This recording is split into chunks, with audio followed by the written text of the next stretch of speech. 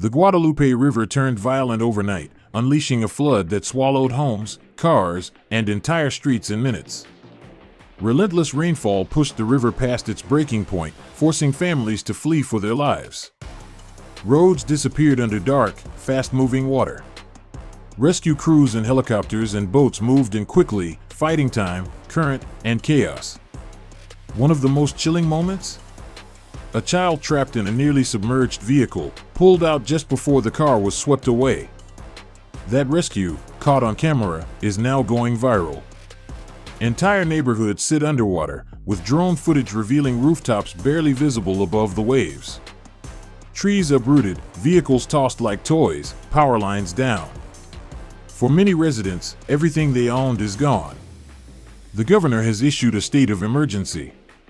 Officials are calling it a 100-year flood, but scientists say that phrase is losing meaning as these events become more common and more extreme. There is catastrophic flooding in parts of Texas. We want to take you to Kerrville. This is about 65 miles northwest of San Antonio. This is along the Guadalupe River, where they are just seeing so much rain. And people who live near the river being told to seek higher ground. I know that there are a lot of camps in this area as well. Camp Mystic, for example, isn't too far from Kerrville. I know that one's in Hunt, Texas.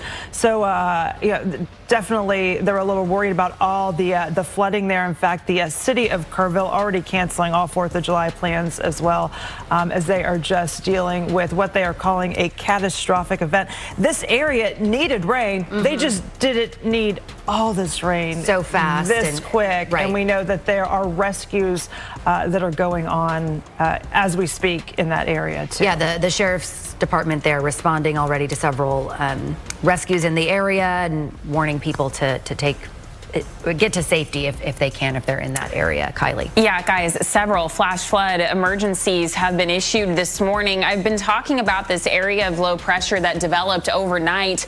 Now, there's a little bit of science involved here that I want to mention. Whenever we make forecasts when it comes to rain, we oftentimes look at how much water in the atmosphere that it has to work with to produce these high rainfall amounts. And what's called precipitable water is what we're focused on when it comes to that accumulating rainfall. And those, they're called PWATS, is like the little acronym for that. But extremely high precipitable water amounts have been giving us this very heavy rain across parts of the south and west near the hill country this morning. So again, flood emergencies are in place for parts of Kerr County and areas south of San Angelo. Very heavy rain ongoing along I-10. And here's why those flood emergencies are in place. This is a look at rainfall totals over the last 24 to 48 hours. Just in the last 6 to 7 hours, upwards of 10 to 15 inches of rain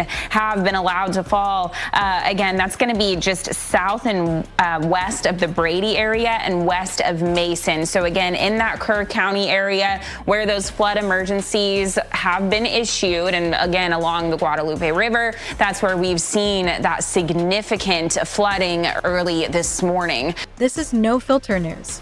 Truth served raw, bold, and uncut. Hit that sub, stay loud, and catch us on the next drop. We don't fade out. We level up.